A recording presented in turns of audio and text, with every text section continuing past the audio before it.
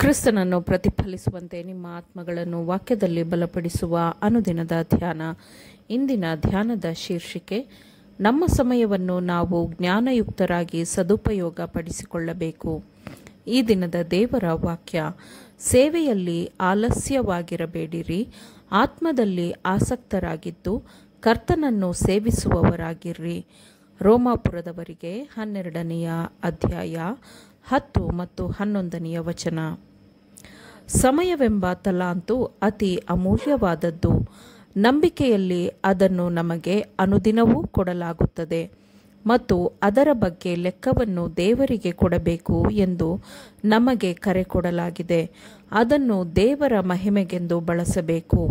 ನಮ್ಮ ಜೀವಿತಾವಧಿಯು ಹೆಚ್ಚಬೇಕು ಎಂದರೆ ದೇವರ ಜೀವನದೊಂದಿಗೆ ಅಳೆಯಲ್ಪಡುವ ಜೀವನವನ್ನು ನಾವು ಹೊಂದಬೇಕಾದರೆ ನಾವು ಮನಸ್ಸಿಗೆ ಶುದ್ಧ ಆಹಾರವನ್ನು ನೀಡಬೇಕು. ಒಳ್ಳೆಯ ಕೆಲಸಗಳಿಗೆ ಬಳಸಬೇಕಾದ ಯಾವುದೇ ಸಮಯವನ್ನು ವ್ಯರ್ಥ ಮಾಡಬಾರದು. ಯೇಸು ಕ್ರಿಸ್ತನು ನಮ್ಮ ಆತ್ಮೀಕವಾದ ಲೋಹವನ್ನು ಪರೀಕ್ಷೆ ಮಾಡುವ ಒರೆಗಲ್ಲಾಗಿದ್ದಾನೆ ಅಥವಾ ಮಾಪನ ಕಲ್ಲಾಗಿದ್ದಾನೆ. ಆತನು ತಂದೆಯನ್ನು ಪ್ರಕಟಪಡಿಸುತ್ತಾನೆ. ದೇವರ ವಾಕ್ಯಕ್ಕೆ ಸಂಬಂಧಿಸಿದಂತೆ ಯಾವುದೇ ತಡೆಯ ಮೋಡವನ್ನು ಮನಸ್ಸಿನ ಮುಂದೆ ತರುವ ಯಾವುದನ್ನು ಮೆದುಳಿಗೆ ಆಹಾರವಾಗಿ ನೀಡಬಾರದು. ಹೃದಯವೆಂಬ ಮಣ್ಣಿನ ಕೃಷಿಗೆ ಸಂಬಂಧಿಸಿದಂತೆ ಯಾವುದೇ ಅಸಡ್ಡೆ ಅಥವಾ ಅಜಾಗರೂಕತೆಯನ್ನು ತೋರಿಸಬಾರದು. ನಮಗೆ ದೊರೆತಿರುವ ಸಮಯದ ಸರಿಯಾದ ಸುಧಾರಣೆಯ ನಮ್ಮ ಯಶಸ್ಸು ಜ್ಞಾನ ಮತ್ತು ಮಾನಸಿಕ ಸಂಸ್ಕೃತಿಯನ್ನು ಹೊಂದುವುದರಲ್ಲಿ ಇದೆ. ಬಡತನ, ವಿನಮ್ರತೆಯ ಮೂಲ ಅಥವಾ ಪ್ರತಿಕೂಲವಾದ ಪರಿಸರದ ಕಾರಣ ಜ್ಞಾನದ ಬೆಳವಣಿಗೆಯನ್ನು ತಡೆಯುವ ಅಗತ್ಯವಿಲ್ಲ. ಕ್ಷಣಗಳನ್ನು ಮಾತ್ರ ಅಮೂಲ್ಯವಾಗಿ ಪರಿಗಣಿಸಿರಿ. ಇಲ್ಲಿ ಸ್ವಲ್ಪ, ಅಲ್ಲಿ ಸ್ವಲ್ಪ, ಕೆಲವು ಕ್ಷಣಗಳು ಗುರಿಯಿಲ್ಲದ ಮಾತುಕತೆಯಲ್ಲಿ ಕಳೆದು ಹೋಗಬಹುದು. ಬೆಳಿಗ್ಗೆ ಹಾಸಿಗೆಯಲ್ಲಿ ಹೆಚ್ಚಾಗಿ ವ್ಯರ್ಥವಾಗುವ ಸಮಯ, ರೈಲಿನಲ್ಲಿ ಅಥವಾ ಬಸ್ಸುಗಳಲ್ಲಿ ಪ್ರಯಾಣ ಮಾಡುವಾಗ ಕಳೆದ ಸಮಯ, ಅಥವಾ ನಿಲ್ದಾಣದಲ್ಲಿ ಕಾಯುವ ಸಮಯ, ಊಟಕ್ಕಾಗಿ ಕಾಯುವ ಸಮಯ, ಹೇಳಿದ ಸಮಯಕ್ಕೆ ಸರಿಯಾಗಿ ಬರದೆ ತಡ ಮಾಡುವವರಿಗೆ ಕಾಯುವ ಸಮಯ. ಹೀಗೆ ಇಂತಹ ಸಮಯಗಳಲ್ಲಿ ಒಂದು ಪುಸ್ತಕವನ್ನು ಕೈಯಲ್ಲಿ ಇಟ್ಟುಕೊಂಡು ಅದನ್ನು ಅಧ್ಯಯನ ಇಲ್ಲವೇ ಓದಲು ಮತ್ತು ಎಚ್ಚರಿಕೆಯ ಆಲೋಚನೆ ಮಾಡುವಲ್ಲಿ ಬಳಸಿಕೊಂಡರೆ ಹೆಚ್ಚಿನದನ್ನು ಸಾಧಿಸಬಹುದು.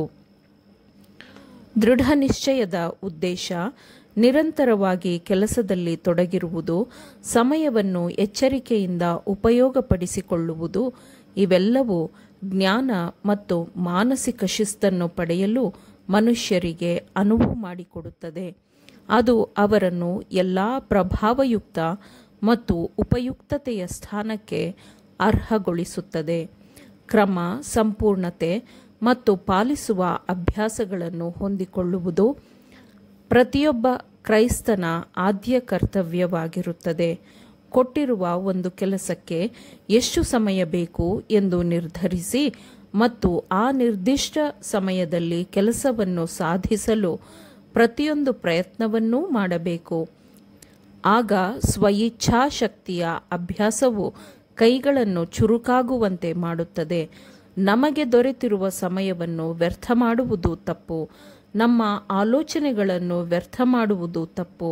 ನಾವು ಸ್ವಾರ್ಥಕ್ಕಾಗಿ ಮೀಸಲಿಡುವ ಪ್ರತಿಯೊಂದು ಕ್ಷಣವನ್ನು ಕಳೆದುಕೊಳ್ಳುತ್ತೇವೆ. ಪ್ರತಿ ಕ್ಷಣವನ್ನು ಮೌಲ್ಯವೆಂದು ಪರಿಗಣಿಸಿ ಸರಿಯಾಗಿ ಬಳಸಿಕೊಂಡರೆ ನಮಗಾಗಿ ಇಲ್ಲವೇ ಲೋಕಕ್ಕಾಗಿ ನಾವು ಮಾಡಬೇಕಾದ ಎಲ್ಲ ಕೆಲಸಕ್ಕೂ ನಮಗೆ ಸಮಯವಿರುತ್ತದೆ. ಹಣವನ್ನು ಬಳಸುವುದರಲ್ಲಿ, ಹಾಗೆಯೇ ಸಮಯ, ಬಲ, ಅವಕಾಶಗಳ ಬಳಕೆಯಲ್ಲಿ ಪ್ರತಿಯೊಬ್ಬ ಕ್ರೈಸ್ತನು ಮಾರ್ಗದರ್ಶನಕ್ಕಾಗಿ ದೇವರ ಕಡೆಗೆ ನೋಡಲಿ. ದೇವರು ತನ್ನ ಮಹಿಮೆಯನ್ನು ಪ್ರಕಟಪಡಿಸುವ ಉದ್ದೇಶಕ್ಕಾಗಿ ಮನುಷ್ಯರಿಗೆ ಸಮಯವೆಂಬ ಉಡುಗೊರೆಯನ್ನು ನೀಡುತ್ತಾನೆ. ಆಮೇನ್. ದೇವರ ವಾಕ್ಯಗಳನ್ನು ಶ್ರದ್ಧೆಯಿಂದ ಆಲಿಸುವವರು ಮಾತ್ರವೇ ಆಗಿರದೆ ಪಾಲಿಸುವವರೂ ಆಗಬೇಕೆಂದು ನಿಮ್ಮನ್ನು ಉತ್ತೇಜಿಸುತ್ತೇನೆ. ಪರಿಶುದ್ಧಾತ್ಮನ ಸಹಾಯದಿಂದ ಆಲಿಸಿದ ನಿಮ್ಮೆಲ್ಲರಿಗೂ ಧನ್ಯವಾದಗಳು. ಮತ್ತೆ ದೈನಂದಿನ ಧ್ಯಾನಕ್ಕಾಗಿ ನಾಳೆ ಸಂಧಿಸೋಣ. ಆಮೇನ್.